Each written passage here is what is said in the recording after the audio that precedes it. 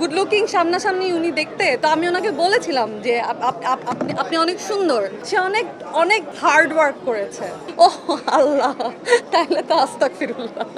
আমার তো ওনাকে ছোট থেকেই অনেক মানে আমি যখন ছোট, যখন আমি মাত্র কাজ করতে এসেছি, আমি ওনার সাথে একটা ফটোশুট করেছিলাম। তো উনি এত গুড লুকিং সামনাসামনি উনি দেখতে, তো আমি ওনাকে বলেছিলাম যে আপনি অনেক সুন্দর। একটা সময় আমার কখনো ওনার মুভি দেখা হতো না, বাট আমি ব্যাক টু ব্যাক আমি 3বার ওনার মুভি দেখেছি এই রিসেন্ট। তো আমি ওনার ফ্যান হয়ে গেছি বিকজ ওনার এফোর্টটা আমাকে অনেক ইন্সপায়ার করেছে।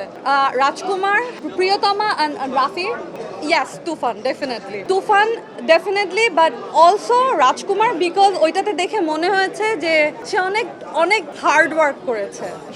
সবচেয়ে ভালো কাজ হয়েছে যেটা বাংলা একাডেমি যে কাজটা করেছে, মানে 14ই ফেব্রুয়ারি আর সরি 13ই ফাল্গুন আর 14ই ফাল্গুন খুব সম্ভবত, না আমি সরি 13ই ফেব্রুয়ারি আর 14ই ফেব্রুয়ারি এক করে ফেলেছে। তো এখন হচ্ছে অপশন ইজ ইয়ার্স, আপনি কোনটা সেলিব্রেট করতে চান? ও আল্লাহ, তাহলে তো আস্তাগফিরুল্লাহ। ভালোবাসার সঙ্গে হচ্ছে অবশ্যই একটা মানুষকে, মানে যেই মানুষটাকে আমি ভালোবাসি। এখান থেকে কোনো কোশ্চেন কেন আসতেছে না বলেন তো? আচ্ছা, তো আমার মনে হয় যে যেই মানুষটাকে আমি ভালোবাসবো, আমার লাভড ওয়ান্সদেরকে, ওদের জন্য আমার পর্যাপ্ত পরিমাণ সম্মান আর ট্রাস্ট থাকবে।